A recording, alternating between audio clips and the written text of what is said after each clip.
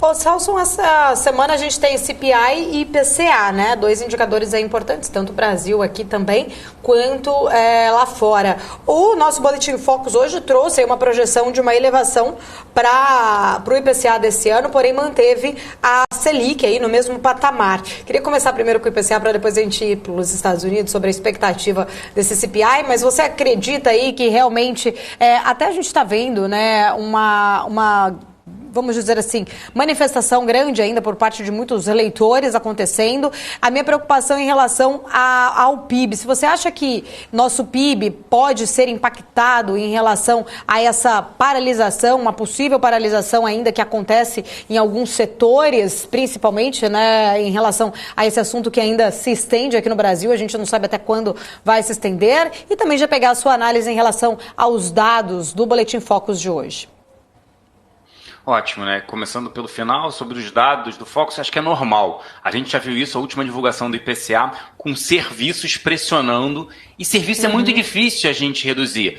O consumo você reduz, mas serviços é o que acontece no CPI também. Nos Estados Unidos você tem serviços muito fortes, não desacelerou como deveria. No Brasil mesmo, por conta de incentivo, por conta do próprio auxílio e porque você tem o que a gente chama um lag na taxa de juros efetivamente, né? O próprio Campos Neto falou isso na semana passada. Você tem um atraso de 6 a 9 meses para gerar um impacto na economia com alta de juros. Preocupa o fiscal para o ano que vem, mas ele fala, o trabalho está feito, eu tenho preocupação em relação a serviços, em relação também a esse atraso, né, que ocorre, sobe-se juros, tem um atraso de 6 a 9 meses para bater de fato no mercado. Então, o que o relatório do Banco Central, Focus, né, que são mais de 100 instituições, projeções das instituições, fizeram em relação à inflação? Como você teve um IPCA mais elevado, eles subiram um pouco.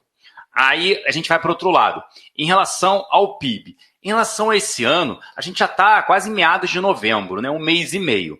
As manifestações geraram um efeito de atraso, principalmente ali no sul, em Santa Catarina, que foram as maiores, com fechamento, mas houve um aumento do preço da gasolina em alguns postos, é oferta e demanda, né? Quando a demanda permanece, a oferta diminui, os preços sobem, encarecem, né? Então, isso mas eu acredito que seja muito mais pontual do que qualquer outra coisa.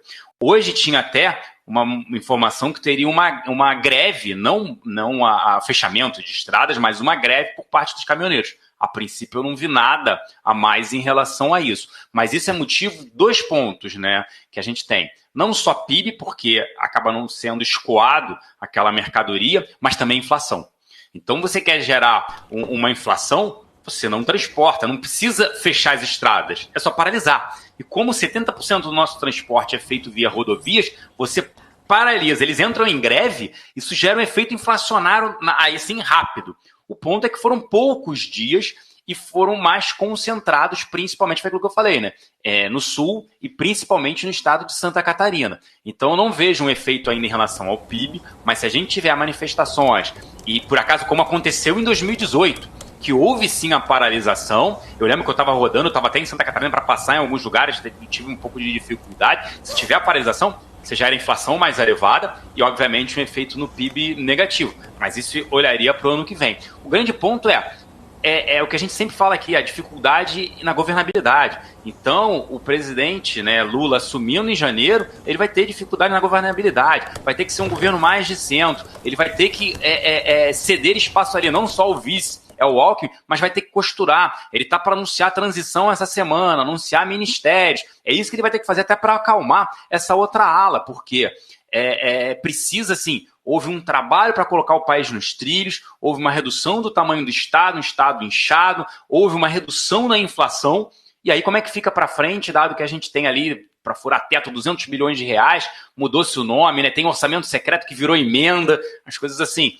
Tem muita coisa a ser feita e a governabilidade vai ser bem complicada, não só por Congresso, mas que por pelo menos metade da população não votou nele, fora as abstenções, brancos e nulos. Então, eu acabei saindo da parte de caminhoneiro, da parte da política, mas isso afeta, sim, esse cenário para o ano que vem. E eu diria, tem muita manifestação ainda para acontecer, e isso é imponderável, né? A greve dos caminhoneiros mostrou isso em 2018, que houve, sim, uma influência grande na inflação.